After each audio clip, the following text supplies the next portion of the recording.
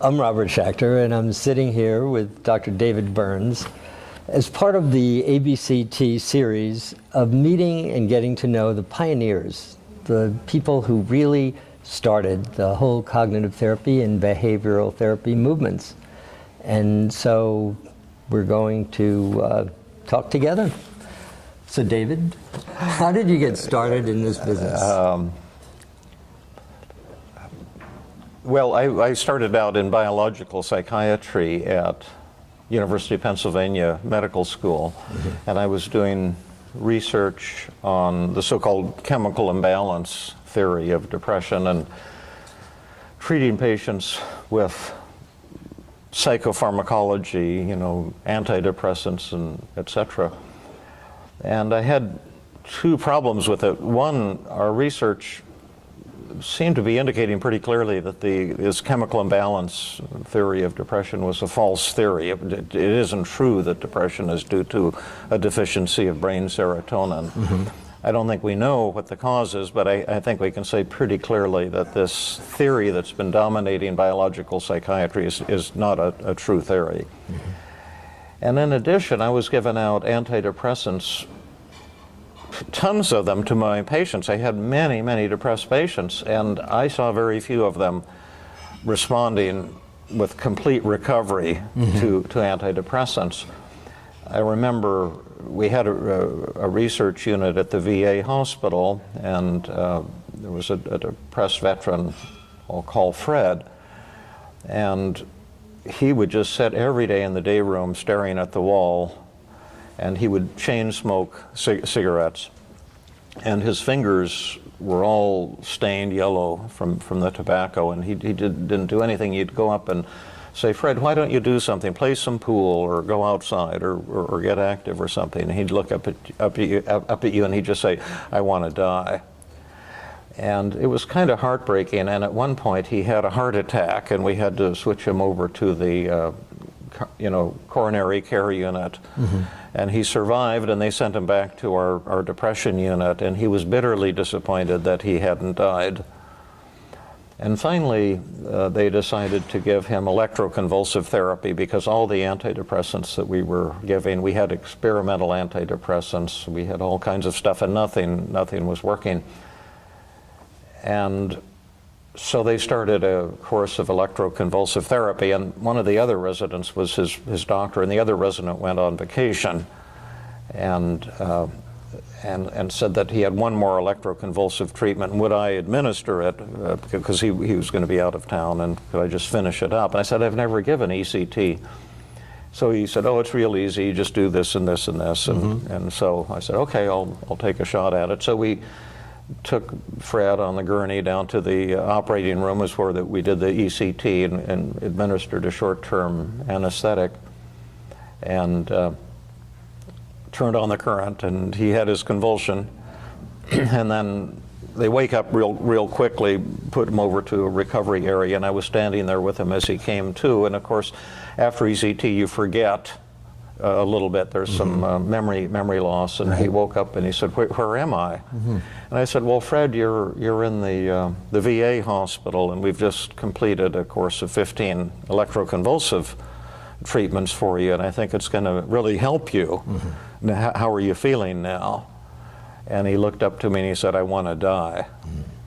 And I just felt kind of crushed, because it wasn't just Fred, it was almost every patient I was treating. And we were throwing the book at them from a biological psychiatry point of view, and I had very few who were improving much, and almost none who were going from depression to joy, which is what I wanted. And I was looking around for maybe some form of psychotherapy to supplement this, and the department chairman said, "Well, there's this new thing called cognitive therapy. There's this guy Aaron Beck, and it's based on the idea that negative thoughts cause depression, and you can train patients to think differently." and maybe you should check that out. And I said, oh, that sounds so ridiculous. And I've seen back, he looks goofy, wears a bow tie, and it sounds like the power of positive thinking. And I know my patients are way too severe for any goofy stuff like that. And the department chairman says, you're probably right, but why don't you go and do this weekly seminar and try it out with some of your patients, and then you can prove to yourself that it won't work. And I said, well, that's not a bad idea. So I started going to his weekly seminar, and he'd always say, there was only about 5 people in the world at that time who were doing or learning cognitive therapy. And I would always describe some real severe patient at the beginning of the seminar. He'd say, does anyone have any really tough patient? I'd say, well, I have this patient who's going to commit suicide tonight if I don't come up with something this afternoon. And they'd say, oh, let's work on David's case. And then I would present the case, and he always had really neat ideas, you know, and then I always told the patient I'm going to present this, and then they say, what did Dr. Beck say? And I say, oh, we should try this or this or this. And lo and behold, the technique started working. And I couldn't believe it. And patients that I had been stuck with and who had been depressed for years began to turn the corner on their depression. And I said, wow, this might be for real. And I got deeper and deeper into it, and eventually I gave up. I had a grant to stay on the tenure track to be a full-time researcher. I had a 5-year grant from the federal government to develop a brain serotonin research laboratory at the medical school. And eventually I said, you know, I don't want this. I don't want to do this. This isn't ever going to lead anywhere. And I just sent the money back. And I said, I don't want to stay and be a full-time researcher. Instead, I went into private practice. I stayed on the voluntary faculty. I did volunteer teaching. Right. And I put my energy into learning and then developing cognitive therapy. And it was an agonizing decision at the time because they put tremendous pressure on me not to leave and to stay on the faculty. And I'm so glad that I made that decision. It put my whole life in a different direction, and I've been grateful ever since. Yeah, those directions are very powerful. And so how has your view of cognitive therapy as it is changed since you started? It's changed pretty dramatically. I'm still an enthusiast for cognitive therapy, and I use it every day. But as I got deeper and deeper into cognitive therapy, I found that, just to simplify it, there were kind of 2 categories of patients. There were those who responded really quickly and amazingly. They loved the techniques. I developed some pretty powerful techniques like externalization of voices and the acceptance paradox and the downward arrow techniques, and a lot of really cool techniques. Beck had his techniques too, examine the evidence, and the Socratic method. And there were those patients that they would take to it worked well for them, they would have a dramatic and complete elimination of symptoms.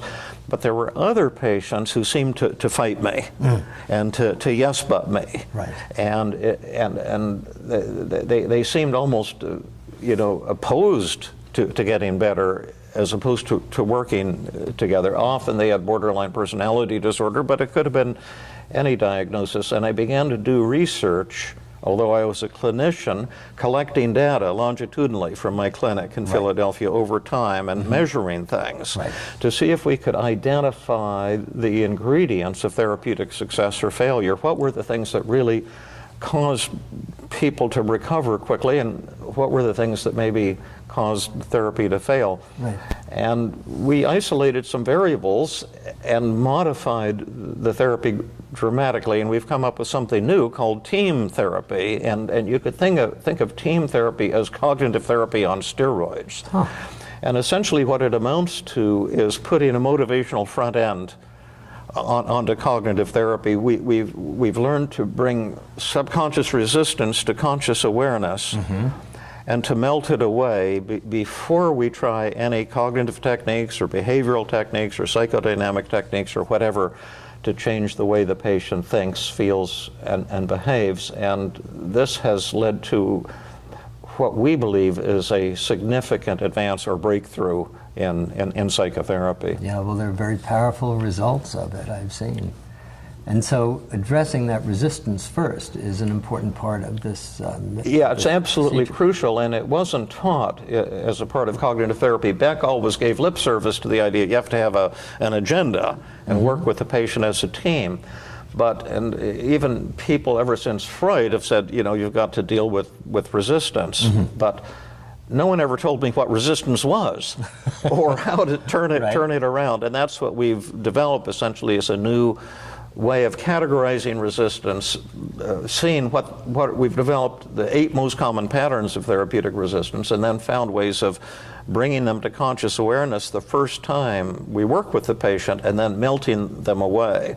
And what we've learned is that when there's no resistance left, the cognitive techniques, behavioral techniques, any kind of techniques you're working become vastly more effective, vastly more powerful. It's been really remarkable. We have to do a good outcome study to prove this, and a colleague at Stanford is developing one now, Dr. Kim Bullock. But I've been doing a trauma workshop for the past couple years, and in the trauma workshop, and here in the intensive that we've been doing here in the South San Francisco Conference Center, I do a live demonstration, and I generally work with someone who's had horrific traumas, repeated rapes, violence, just horrific things. And often the patients have had maybe 20, 30, 40 years of failed treatment for depression. And in the live demonstration, I set aside 2 hours to treat the person while the audience watches and explain how the new team Tell us what therapy team works. Tell us how team works. They're TEAM. Yeah. Well, let me first finish my long-winded story. But what I was going to say is in every one of those, I'd say last 40 or 50 people that I've treated have had a complete elimination of symptoms in one session. And if you had said that was possible 10 years ago, I would have said you were crazy. No, it's remarkable. I used to see this occasionally. Now I see it almost every single time I work with somebody, and that's why to me this feels like something new and quite different. Now we can get back to whatever you were saying.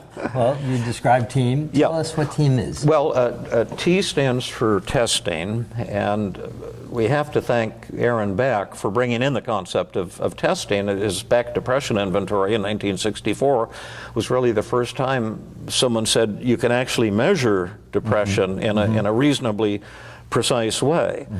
And I never had a patient in my whole career that I didn't measure at least one thing at every single therapy session. And I started measuring, I would say, in 1975 when I started doing clinical work. And then over the year, and that's been fantastically helpful. Most therapists do not measure. My former colleague from my residency class, John Rush, who became a prominent biological psychiatrist, and he was the first author on the first article on cognitive therapy. It was Rush and Beck and others when they did the first publication in the first edition of Cognitive Therapy and Research.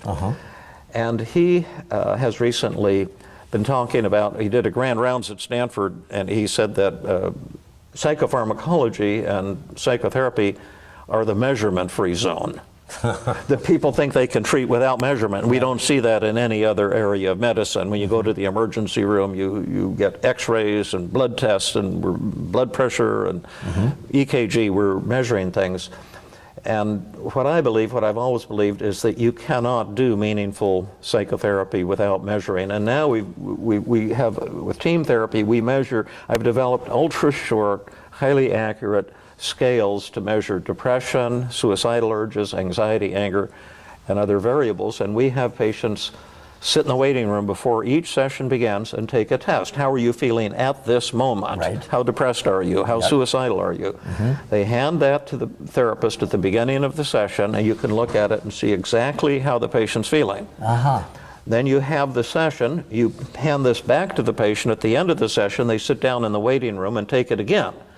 And how are you feeling right now? and then you can look at those ratings. The patient goes home, they leave you the test, and you can see exactly how effective or ineffective you were in every session for the first time. It's like having an emotional x-ray machine. Yeah, or you take their emotional pulse before and afterwards. That's right. And so you can really see exactly what and where they are and before and after. Yes, they also rate you on therapeutic empathy, how warm and caring you were. Now what's the purpose of that?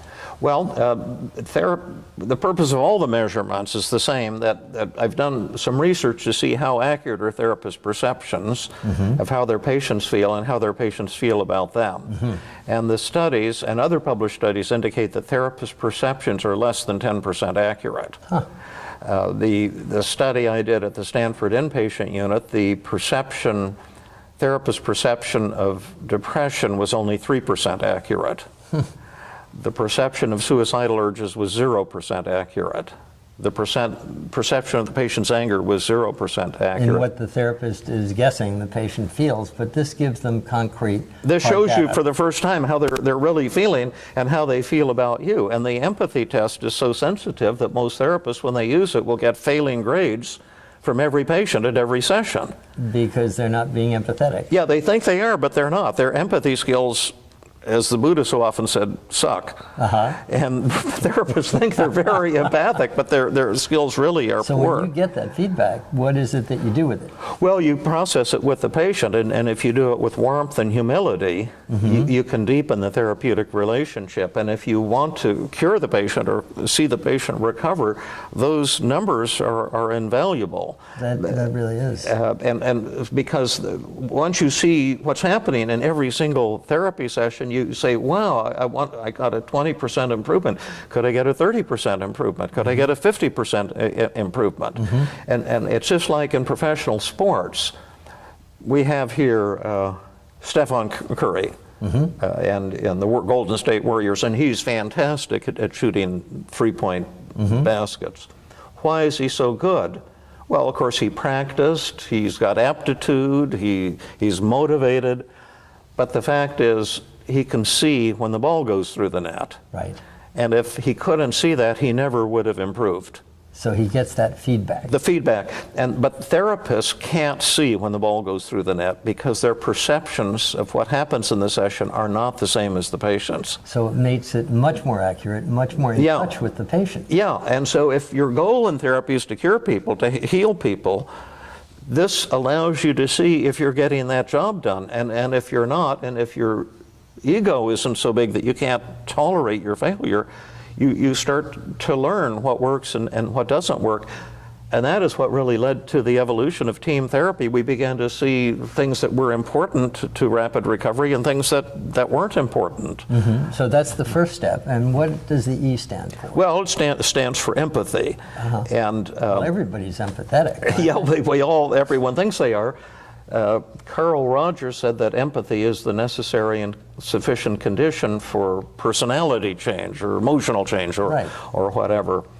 That turned out not to be the case, but empathy is important because if you've got powerful tools to help a depressed patient or an anxious patient, but the patient doesn't like you or trust you, your tools aren't going to be effective. So at the start of every session, you need to empathize. And in team therapy, we've developed some very powerful empathy training techniques to help therapists develop a high degree of empathy. So there's a procedure actually that you can teach, so people will in fact be understood better and feel the patient feel them more in touch with them. Yes, if a clinician has the desire and the humility to develop superb empathy skills, we have training methods that will allow therapists to do that.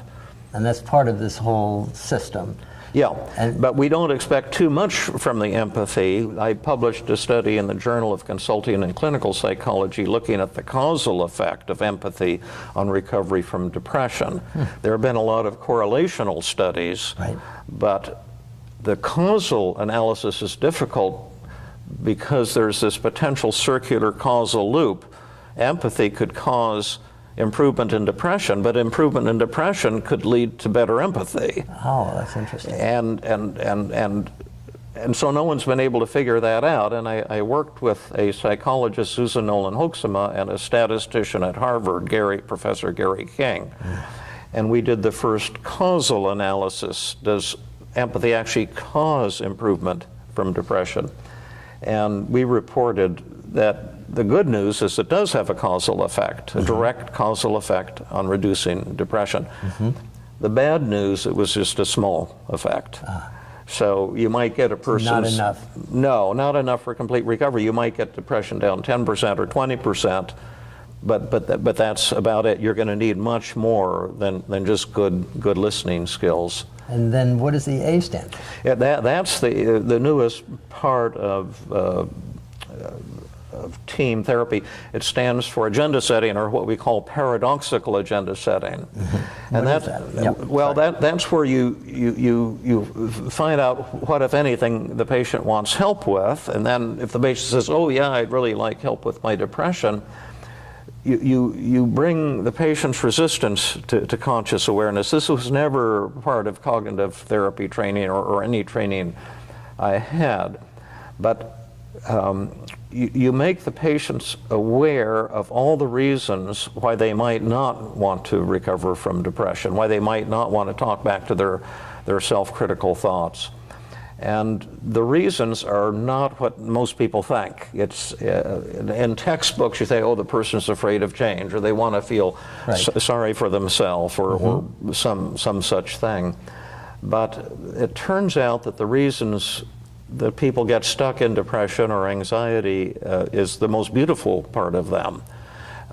It's an expression of their value system. For example, the depressed patient may be telling himself or herself, well, like the video that I showed at the intensive this year, working with a woman who let her daughter go out and play when she was 12 years old, something she had done every night since her daughter was 4 or 5, and go out after dinner and play. And her daughter said, "Can I go out and play, Mom?" And the mom said, yeah. She was a little unsure and a little late, but yeah, go on out and play. And then there were some boys there who had a high-powered pellet rifle, and they shot her in the face. And it hit on her tooth, and her tooth exploded, and caused, she had to have a tremendous amount of surgery. She was traumatized, had to have years of psychiatric treatment for her depression and trauma. And then the mother, who is a very fine psychologist, attended the intensive and did a live demonstration. We made a video of it. And she had had 9 years now, the mother, of guilt and shame and depression because of her negative thoughts. And she's been telling herself, I never should have let her go out and play. I'm a bad mother. I can never allow myself to be happy because my daughter is still suffering. Blamed herself so much. Yeah, yeah. And then before we helped her turn these thoughts around, I say, suppose we have a magic button, or suppose a miracle happens today. What will happen? What would you hope for in this session? And she said, well, I don't know if it's possible, but if all this guilt and shame and anxiety and depression and hopelessness and rage would disappear. I said, well, we can probably arrange that tonight. Well, I can't guarantee it, but it could happen. I predict it probably will happen. Here's a magic button. If you press this magic button, you'll be instantly cured with no effort.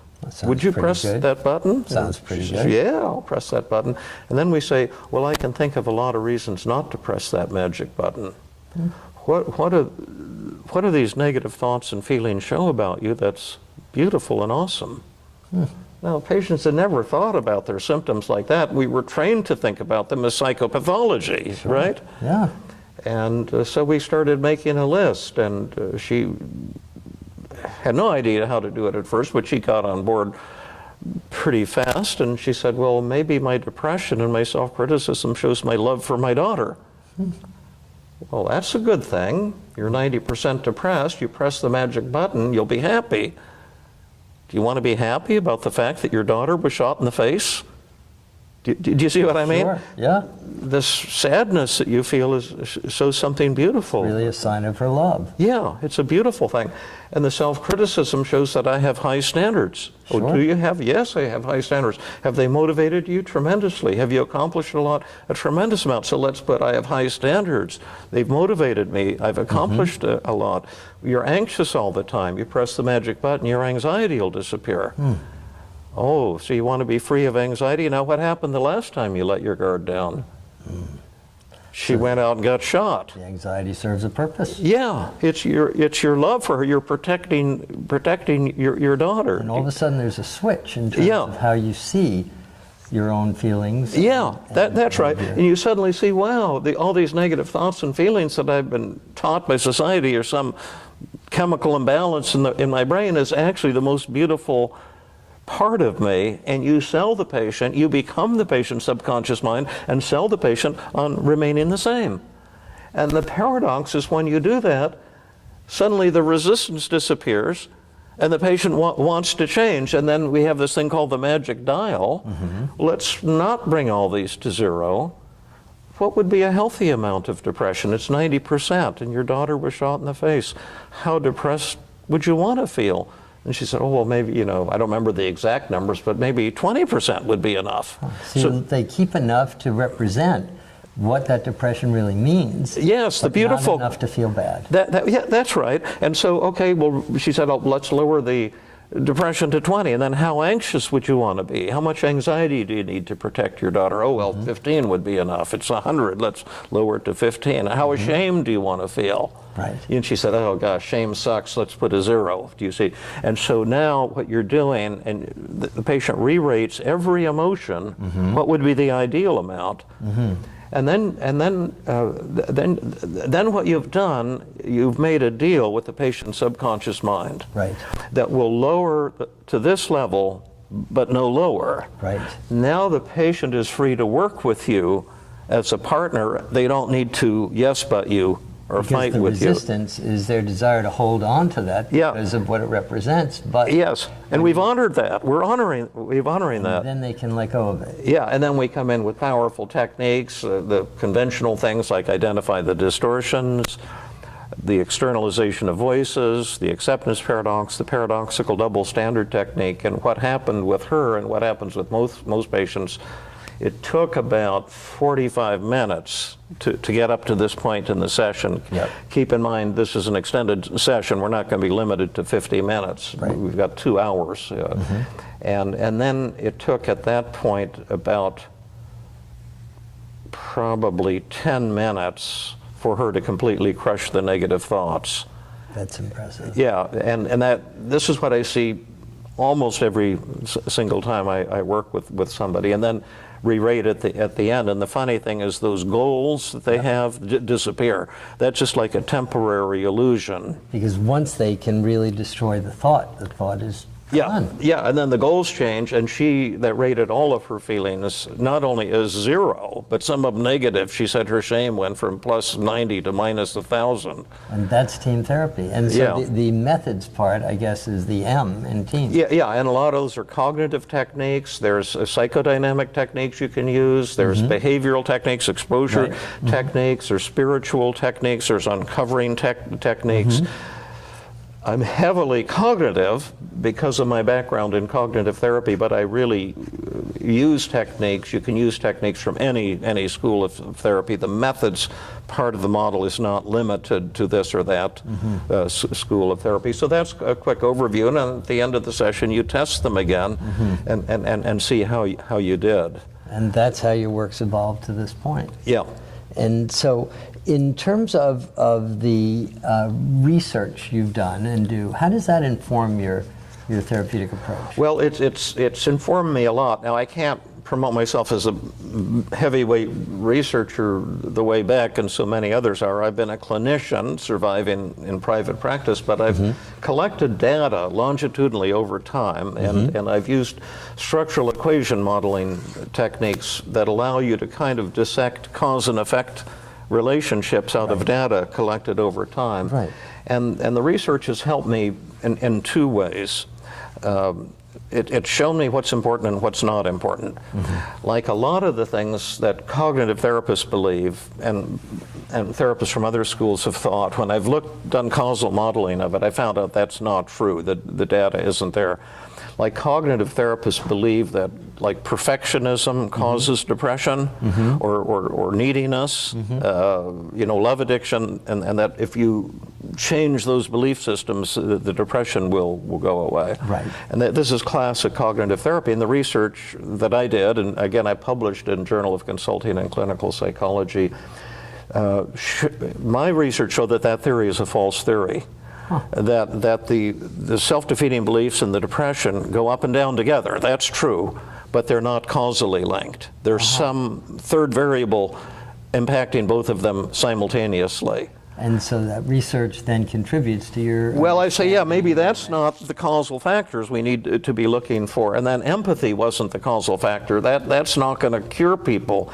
But I found a causal factor that had a massive causal effect on changes in depression, and that was a scale I developed called willingness. And what it amounts to in a nutshell, without going into all the history of the research on it, the scale really asks, how willing would you be to do psychotherapy homework between sessions? What would it be worth to you to recover? How much work would you be willing to do? I measured all kinds of scales, like behavioral scales, cognitive scales. They had no causal effects on changes in depression, but this willingness scale had a massive causal effect. How much someone was willing to do the work they needed to do to get better, and you could assess that. Yes, and we've validated that in about 5 different databases, and each one, it had a massive causal effect on recovery from depression. We've looked at it with inpatients, with outpatients, a variety of settings, but that scale,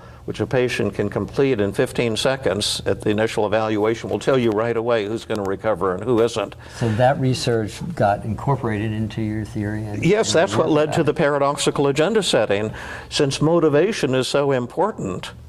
See that? I call this the motivation revolution. Beck and Albert Ellis brought in the cognitive revolution. That was huge, but now we're seeing that our motivation has also a massive effect on how people think, feel, and behave. But it's not being taken into account in research studies. See, in research studies, they just take like veterans with PTSD and then they throw something at them. Right. They'll throw cognitive therapy at them, or EMDR, or prolonged exposure. Independent variables. And it's like the patient is a diagnosis and you're going to impose something on them, and they get poor results with all of these things because the treatment isn't being individualized and no one's taking resistance into account. And what we've seen is that if you're willing to learn these new anti-resistance techniques, it makes, at least as we see it today, here in 2016, in August, it makes a massive impact on the speed of recovery. I think the impact is even bigger than the impact of cognitive therapy in the 1960s and 1970s. Truly fascinating. You know, today the therapeutic approaches that are used, that are considered cognitive and behavioral, involve mindfulness and acceptance, commitment therapy. Where do you see therapy as a whole going in the next 3 to 5 years, if anything? I don't know where it'll go, because it seems to go where it wants rather than where I want it to go. But where I would like to see it to go, I would like to see an end to all schools of therapy. And people get angry when I say that, and perhaps rightly so, because the Becks, the Ellises, the Freuds of the world have contributed a lot, a tremendous amount, in terms of our understanding of human nature, our understanding of suffering, and techniques to treat suffering. But I think it's time to give up schools of therapy and move to a new data-driven science of psychotherapy. See, you don't have schools of medicine. You imagine if you had a penicillin school. So you have a broken leg, you go to the doctor, he gives you penicillin, you say, why am I getting penicillin? Well, I'm in the penicillin school. I treat everything with penicillin. It would be nutty, but that's how psychotherapy is set up. You see, if you have a marital problem, you go to a cognitive therapist, what are you going to be treated with? Cognitive therapy. Yeah, and one thing I learned early in my career, don't ever treat marital problems with cognitive therapy, because not only could it never help, it always makes marital problems worse. People with marital problems have cognitive distortions, don't they? Yes, my husband is a loser. All he cares about is himself. It's all his fault. Oh, well, Sarah, look at all your distortions. Blame, mind reading, all or nothing thinking. She'll just get pissed off at you. Now she's got two in him. He's a loser of a husband and a loser of a shrink. You need other methods to treat relationship problems. But if she goes to a psychodynamic therapist, she'll get psychodynamic therapy. If she goes to an EMDR therapist, she'll get EMDR therapy. To me, that makes no sense. I'm saying let's develop a structure of how psychotherapy works. Psychotherapy in general. Yeah, and we can then plug any methods we want into the methods part of that model.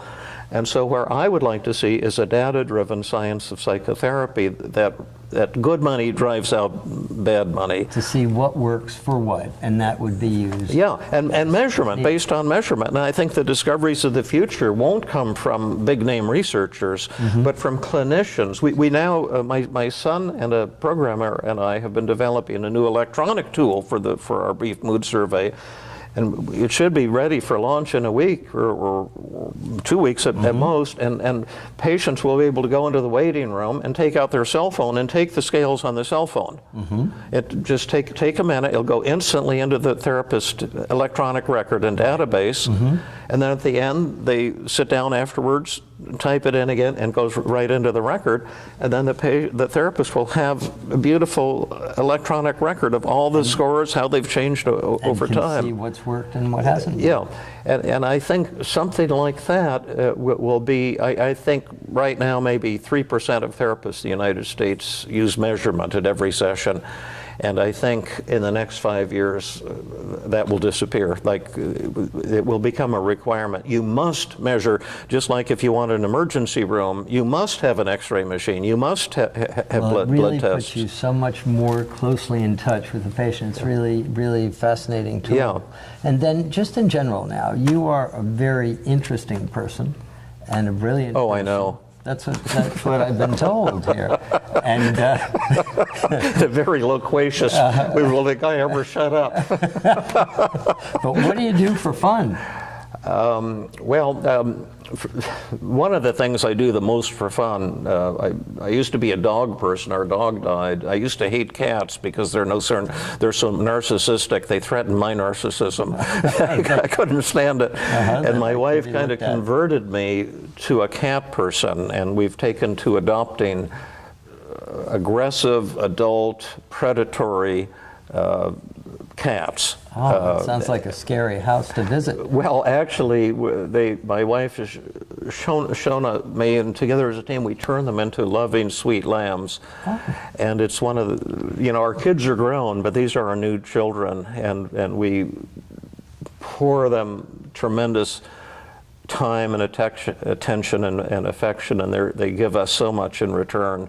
And to tell you the truth, happiness for me is lying on bed, watching television.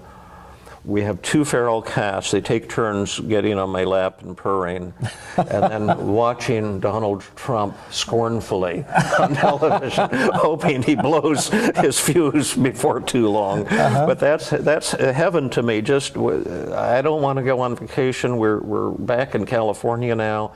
It's like heaven. I have a free training group at Stanford for Bay Area clinicians, can come for free and get unlimited free training, unlimited free treatment at our Tuesday group at Stanford. And go into the Tuesday group, and Jeffrey, who's doing the video here, is in our Tuesday group. And it's like heaven to me. The students come, Stanford students, community therapists, they open up, they do personal work, they cry. They develop deeper connections to each other. To me, it's just like heaven, teaching and being with my students and colleagues. And we've had gifted clinicians who have come. Jill Levitt, for example, Helen Yenny Comption are co-leaders of the Tuesday group, former students who are now brilliant teachers, brilliant therapists. I'm so grateful to be able to hang out with them, and they've contributed in huge ways to the development of this new model. And just to me, I just feel so grateful to be alive, and I don't ever want to go on vacation, because every morning when I wake up, I feel like I'm in vacation. We're finally home in California. It took us 20 years to be able to move back home from Philadelphia to California, and because I was in medical school here, and we couldn't afford to move back, and we felt really like so kind of alone there in Philadelphia, like we missed home, and we promised the kids one day we'll make it home, and I didn't know if we'd ever be able to, and we finally did about 20 years ago. And when I came back and I was driving around, I used to cry at every street corner, because I'd remember I was a medical student, I was on my motorcycle, you know, I picked up this girl here, or some such thing, and it's just, I just, every day I feel like I'm in heaven. We just feel full life. Yeah, very, you know, incredibly blessed. Yeah. Well, thank you very much. This has been a pleasure. Thank you. Okay.